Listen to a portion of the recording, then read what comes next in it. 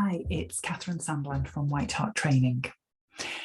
Today's vlog is all about how to answer questions in a presentation.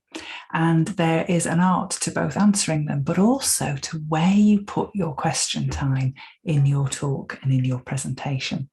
And I thought I'd share some thoughts around that because it's a fairly typical situation where someone might deliver a presentation or a talk and then they end up by going, thank goodness that formal bit's all over. Are there any questions? And either there's that really embarrassing silence where, you don't hear a word, nobody says anything, and there's a slightly panicked look on the speaker's face, and everyone feels a little bit anxious and embarrassed. Or there's a flurry of questions, some of which the speaker can answer, and often does at length. And the organiser's busy looking at their watch because the time is ticking on, and some people in the audience are thinking, come on. Or there's just this massive discussion that happens, which is highly exciting and very energising, but has lost total control over the timing on possibly even the event. So there's lots of issues, aren't there, about how we deal with questions and when we deal with questions as well. So here are some thoughts that might be helpful for you when you're thinking about question time. So the first thing is plan for questions. Rather than just think, oh, well, they'll ask whatever they ask and either be delighted about that or be anxious about that, actually spend some time thinking about it. And my top tip advice will be to write down as all of the questions that anyone could possibly be interested in asking you, from the very obvious, the very straightforward ones to the really, really awful ones that you would absolutely die a little bit on the inside if anybody asked them. And that's useful because the very, very obvious ones you might look at and think, do you know what? I need to answer that in the body of the talk. I can't leave that to chance for somebody to ask it. So that helps you with the content of your talk as well. And then that one, the one that you would die, where you think, oh, I hope no one ever asks me, at least you can think through a strategy for dealing with that question should it be asked. So whether you have to go and find out a piece of information, you have to work out an answer, or you need to go and research an answer, or you are prepared to say, I'm not going to answer that question in here. Let's have a conversation about it later. So plan for your questions because it helps you with your content and it also can give you more confidence. Second thing, rather than end on your question time where either you just tail off, which is a bit bleh, or you try to answer a question, it doesn't go very well, you think, geez, I'm not taking any more questions here, and you're left leaving the audience with that view of you not articulating very well or not feeling very comfortable or confident in your answer, or even worse, falling out with one of the audience members. So rather than leave with that, make sure that you put your Q&A in before your final thought or before another piece of value that you want to offer in your presentation. So it goes something like this. You get towards the end of your presentation and you say, before my final thought, or before we finish this afternoon, or before we leave this meeting, are there any questions?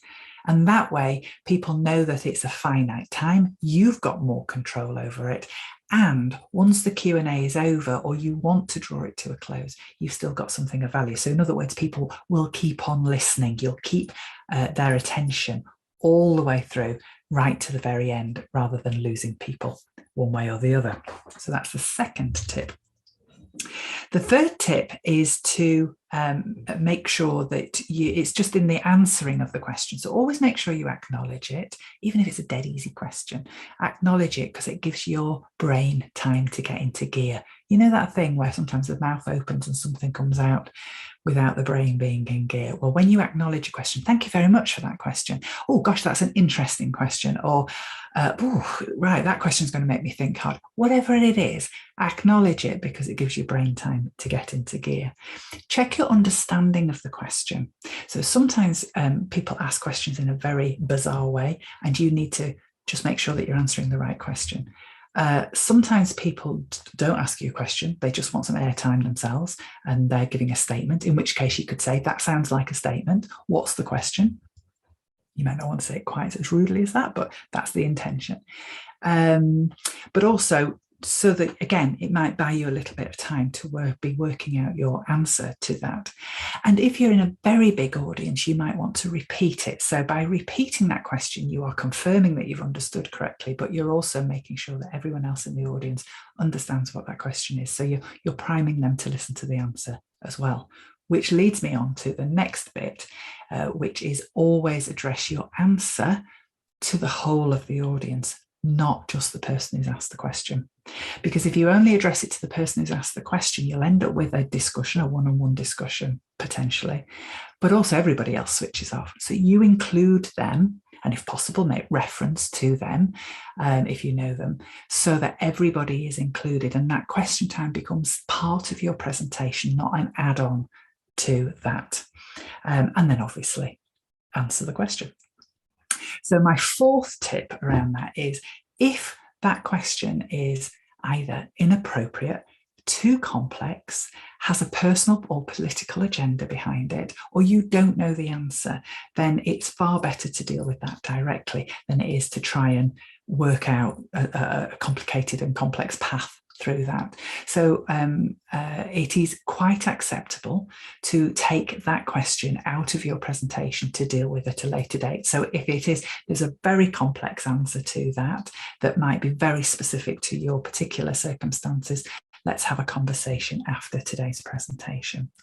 Or, I don't know the answer to that one, and I will find out the answer. Now, we know that people say that quite glibly, but if you genuinely mean it, genuinely say it, and of course, for goodness sake, make sure you do go and find out the answer, and you do follow up. And if you couldn't have anticipated it, so think of that first tip, which was to plan your questions or plan for them.